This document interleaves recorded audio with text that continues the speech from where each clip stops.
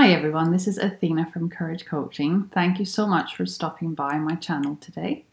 If you are new here, then please feel free to click on the subscribe button if you would like to get notifications of any new videos I upload. Now, in today's video, I would like to talk specifically about something known as repetition compulsion. Now, what is repetition compulsion and why do we do it? So, repetition compulsion means that we repeat painful situations from our past, and we do this in order to ease emotional trauma that we may have experienced.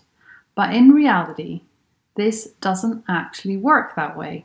When we repeat this early life trauma, we usually do this unconsciously, so we aren't actually aware that this is happening.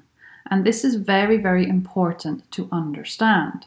Because once we bring the unconscious to our consciousness, we can then change it. Some examples of repetition compulsion could be that you may have grown up, let's just say, with one parent who constantly cheated on the other. And this was normal. This was something that you witnessed that you thought was normal. So then you will also recreate this in your adult relationships, and you will also cheat on your partners because one of your parents did this too. Now, this is one example of repeating something that you grew up with in your childhood. Another example of this could be that you witnessed your parents being physically and emotionally abusive to each other. It could be one parent, it could be both parents. So if as a child you lived in a very chaotic family home where there was a lot of abuse present, then this has set you up for attracting other partners that are also emotionally or physically abusive. And you may actually become the perpetrator yourself. So you may yourself repeat these abusive behaviors by physically abusing somebody or emotionally abusing someone. Or you will attract partners that resemble what you experienced at home with your parents. So you will end up attracting other narcissistic abusers, or you will end up attracting people that have similar traits to those traits that you witnessed in your family home. So they have similar traits to your parents. So for instance, maybe your mother was highly critical of you and was very belittling. She was constantly belittling you and criticizing you and making you feel awful about yourself.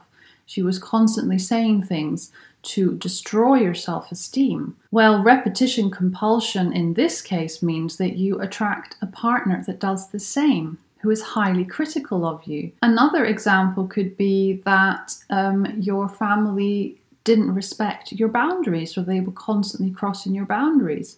So you didn't actually know what was yours and what was theirs. Everything was everybody's. So that was your normal. So it may be that in a new relationship, you do the same with your partner. You know, you do things to them that you think are normal because that's what mum and dad did. But actually, no, you have your boundaries, they have theirs.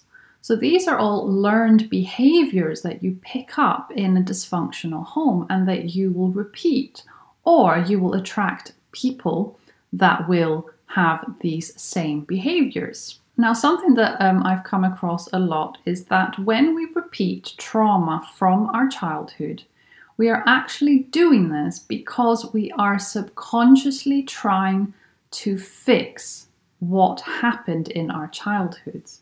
Now, this is something that has been talked about by many different psychologists and psychotherapists in the past, Freud being one of them. And I do believe it's true. You know, I've seen this in my own life. I've seen myself attracting other narcissists, other dysfunctional, toxic individuals who resembled my family of origin. You know, I've seen myself pick up learned dysfunctional behaviors from my family, and watching these behaviors play out in my relationships has not been a lot of fun. But luckily, because I chose a healthy partner in the end, I was able to correct these behaviors. I was able to acknowledge that actually this is not healthy. And also a lot of work on myself has helped that as well. So have you had an experience of repetition compulsion?